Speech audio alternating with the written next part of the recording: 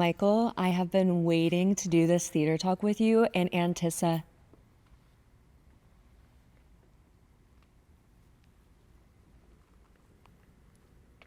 I see what you did there. Hello, my name is Michael Finke. I use he, him pronouns, and I'm a teaching artist at Roundabout Theater Company. And my name is Alix Curnow. I use they, them pronouns, and I am also a teaching artist at Roundabout Theater Company. And we are so excited to welcome you to this theater talk where we will be discussing Richard O'Brien's The Rocky Horror Show. Inspired by the classic sci-fi horror B-movies of the mid-20th century, Richard O'Brien's The Rocky Horror Show tells the harrowing tale of the innocent young lovers, Brad and Janet, who on a dark and stormy night experience a flat tire on the side of the road. So they seek help and refuge in a mysterious old castle where they meet a bizarre cast of characters, including a creepy butler, a zombie biker, a human lab experiment, and of course the mastermind behind the entire operation, the mad scientist, Dr. Frankenfurter. Ooh. This production will be directed by Sam Pinkleton, whom you might know from Oh Mary, for which he won the Tony Award for Best Director last year. Roundabout audiences will also know Sam's work from the 2022 production You Will Get Sick. Richard O'Brien is the writer of this beautiful show. He wrote the original story, and then he also co-wrote the musical movie adaptation, in which he also starred as that creepy butler that you were talking about earlier, Riff Raff. So, Alix, how did the Rocky Horror Show first enter your life? It entered my life because of my amazing, gorgeous, intelligent, fabulous mother, Kristen. Shout out to you. She grew up in the middle of Michigan.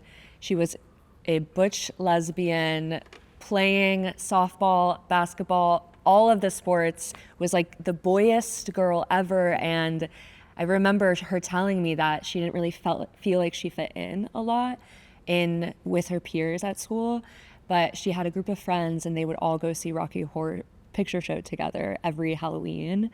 And it was there that she was like, whoa, people are gender liberated, sexually liberated, just free and full and fun.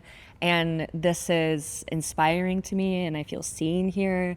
And so she, naturally being a cult follower of this musical, she was like, Alix, 14-year-old you're gonna watch this. I think mostly because she wanted me to understand that you can be who you are and be celebrated for it, and you don't have to hide in the shadows. It's actually really great to express yourself in whatever way.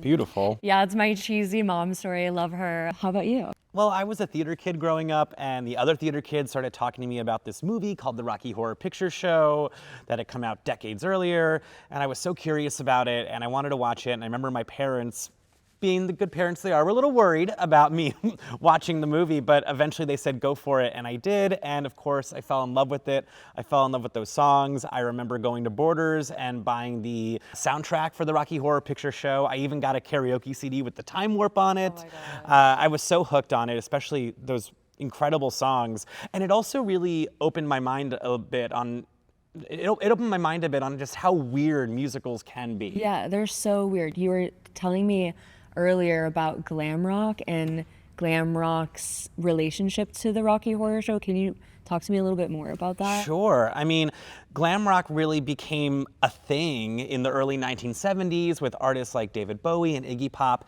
And of course, it was around that time the Rocky Horror Show came out and really joined this artistic movement. And glam rock is really rooted in the visual spectacle that goes with the rock music. It's not necessarily about the music itself, it's how the music is shared and performed and seen live on stage.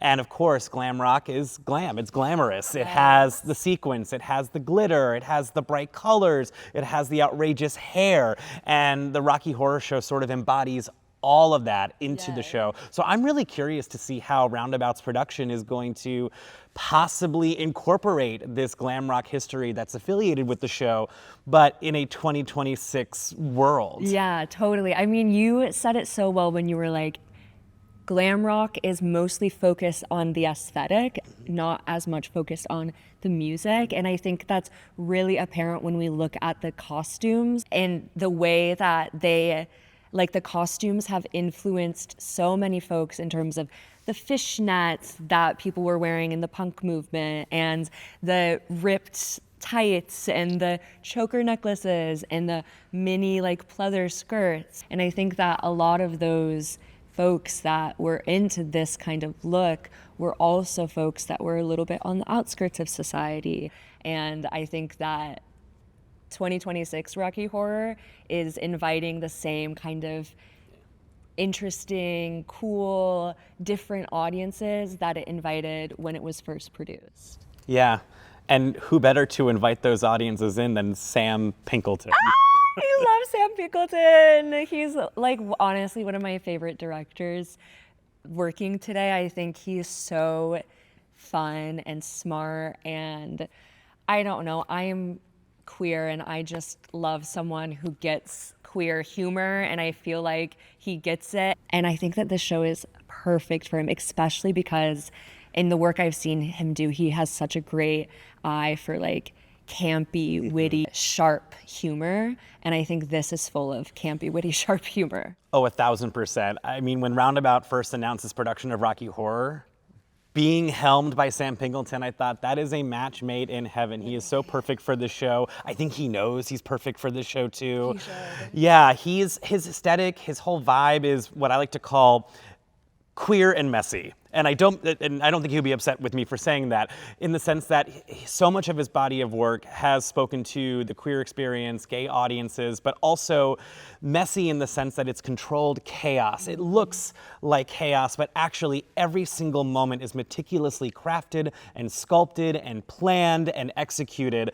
But by the time the audience arrives, it just feels like an explosion of a party. Yeah. Every time he lays his hands on something, it feels like there is just a endless well of color and sound and vibrancy and life to it. And so when you take a show like the Rocky Horror Show, where you have these two seemingly perfectly normal individuals like Brad and Janet, they are the outsiders coming into Frankenfurter's castle, and that castle, once they walk into it, it is that explosion of spectacle, of dancing, of wild costumes, wild personalities. And if anyone is able to create the world of Dr. Frankenfurter's castle, it's Sam Pinkleton. Yeah, because he's really not afraid to like go beyond this like binary system of this person has to be this way and this person has to be this way. Like I feel like encourages characters and actors to embrace all the different parts of themselves, and then to celebrate that on stage in front of so many people. It's like so beautiful. So I'm really excited to see his take on this show. I'm excited to see the performers perform these zany, freaky songs in this theater that has it's been around like 100 years. Yeah. It's probably seen so many freaky parties and fun, queer musical experiences, and it's just a great energy to bring this show to life. And now Rocky Horror gets to be a part of the legacy of Studio 54. Which is so cool. It's very cool. Yes. So, Alix, it has been so much fun talking to you about the Rocky Horror Show. You can find out more information in our Upstage Guide.